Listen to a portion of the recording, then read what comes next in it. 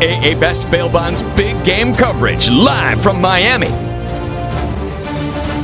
It is the Blitz here on 1250 ESPN San Antonio, 94.5 FM on the go at ESPNSA.com. Your AA Best Bail Bonds radio row coverage continues as we are sitting next to a gentleman that you might not know, but you know a lot of stuff of what he does. We know him by Gary V. You're a producer, a motivational speaker, just a guy who is actually kind of vibrating next to me right now. I like that. I'm excited to be with you guys. We're glad to have you here. Now, Thank you. Now, you're a football fan, but yes. Tell us what we're going to be seeing from you over the next couple of days. Well, my agency, which is in the Mad Men era, the advertising Madison Avenue agency land, Vaynerchuk, started in social media, like I did, but has kind of gone to a place where we now are very focused on Super Bowl commercials. We did one last year. We're doing 3 this year. Three. Sabra hummus. Because everybody needs to know the way they can eat hummus more. Absolutely. The Hard Rock Hotel, the new guitar hotel in Florida. Okay. And the big one that's caused a real stir because we had a real smart strategy and it worked out is the Planters Mr. Peanut You spot. killed him. Yeah. Yes, man, we did. I mean, you killed him. I did. 104 is a very good number. Yes, it is. 104 is a real number. But why 104? Why decide to kill him now at 104? Well, Sunday you'll see. I think you'll get a little bit more read on what we're doing. We're very excited about it. And obviously it was really exciting because the client is incredible. We have a great relationship. We did last year's Super Bowl spot with them that had A-Rod in it, eating the kale chips. If I know a lot of people know Super Bowl spots. So we went with a very aggressive play. Not only did we kill Mr. Peanut, our strategy was to run what would have normally be the Super Bowl spot where he actually passes. We ran on social before. And a lot of people didn't believe that we could get enough awareness about his passing. And I said, look, if this is a great spot and it crushes on Twitter and YouTube and Instagram and Facebook and these places, things will happen. And sure enough, from the AP to the New Yorker to Cartoon to every news outlet to SNL making 2 different references to the Sunday morning shows to Gayle King, the culture picked it up, and I know that at least half, if not more, of the listeners right now to your great show are aware of this, which was the point, which now sets up this really iconic spot. All of our listeners know that you killed Mr. Peanut. I'm pretty excited about it. I mean, it's a good thing one of our great sponsors is AA Best Bail Bonds, because you might need them for killing Mr. Peanut. We are joined by Gary Vaynerchuk, known as Gary V, producer, social media guru, and a motivational speaker.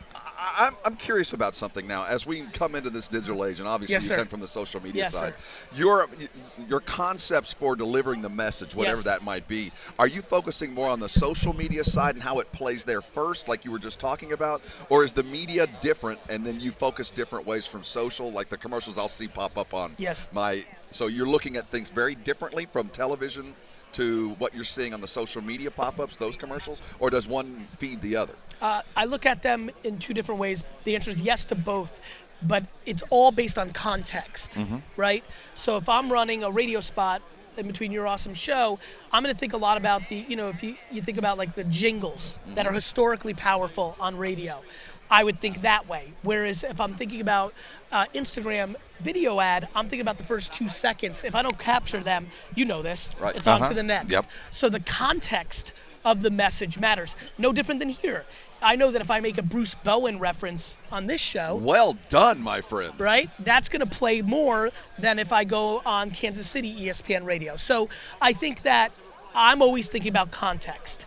And that's what matters to me most. And that's whether it's distribution or the attention or emotion of the people listening. I'm also curious as we speak with Gary V, a producer. And what's the name of your company? Vaynermedia. Vaynermedia.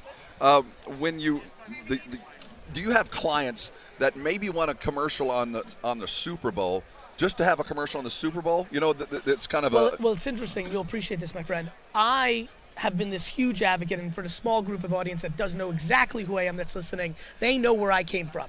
Social's underpriced. You got to get on it. I mean, I'm talking 2007 Twitter, not 2020. This has been a long time now. But what always confused people was I do a lot of public speaking, or I do a lot of CNBC or shows like this. I would always say, even back then and even today, the Super Bowl's underpriced.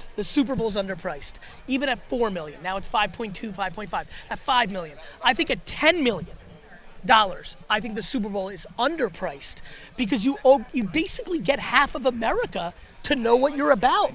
You can't get that. Nobody watched the AFC NFC championship game commercials. Nobody watches the NBA finals commercials. Nobody watches the Oscars commercials. America sits down together and watches the Super Bowl and then commercials. talks about and ranks the commercials on Monday. So is that your Super Bowl is on Monday or late Sunday night when you see where all the commercials rank, your three, where did they come in? How did people respond? Yes and no. It's how they respond immediately. I don't care about the USA Today recap. Yeah. B, and this is my favorite part about how we see the world, I look at the business results 6 months later on the collateral of what happened. I would be more happy if Ad Age and the USA Today and you guys on Twitter said that commercial stunk, and 6 months later the Hard Rock Hotel is booking more rooms than ever. I would, if on CBS Morning Gail says, I didn't like the Sabra commercial, and Sabra sales are up 25% at Kroger's and Albertsons and H-E-B, I'm a businessman. Yep. Now, well said. Absolutely true. I think we're on this cusp of trying to figure out the digital and the terrestrial and melding them all together. 100%. Are you running along Madison Avenue? Are you pulling them with you? I mean, are you bringing other people with you, or is this the norm now? Madison Avenue thinks I'm a weirdo. Okay. That's good. Of course it's good. Yeah, that's Everybody great. who's the owners of the first owners of the AFL and NFL were considered weird and wasting their money.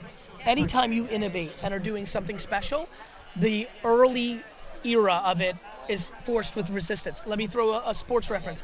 I am part owner with the Minnesota Viking family, the Wilfs, of the esports Call of Duty League. Oh, awesome. We launched last weekend. I aspire to be the best Call of Duty player. I'm a COD dude. All right. So I own that team. It's a big investment. I spent 7 figures. I was born in the Soviet Union. I came from nothing. It's a big check for me. Mm-hmm. It's a big bet. Most people that are listening right now are like, that's not a sport. Oh. Right? They're offering scholarships now to go to college to play Overwatch. So I have a lot of people telling me that I'm crazy, I'm wrong. No. And then, look, now I have the luxury of sitting next to you, and you already know, since it's your show, and a lot of audience just said, wait, if he thinks that, maybe it's true. So I've always been comfortable in innovation because I'm okay with judgment early on, because ultimately the results speak, right? There was a lot of people that thought Patrick Mahomes wasn't the right pick. It was too early. Yep. It was a system quarterback. Right. The results speak in the end, and that's what I live for. Gary V, you're a renaissance man. You're phenomenal, you're dude. Phenomenal. Appreciate you coming by. We appreciate you coming by because you affect us in many, many ways, and we don't even realize it. 2 things I want to part with. I'm really excited. I'm going to be speaking in El Paso. Wonderful. Coming up. That's only 9 hours away from us. I know.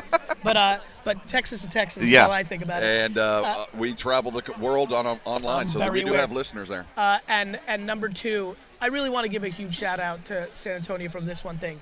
What a great we're in Miami, which I would consider a terrible sports town. Yes. They just don't show up.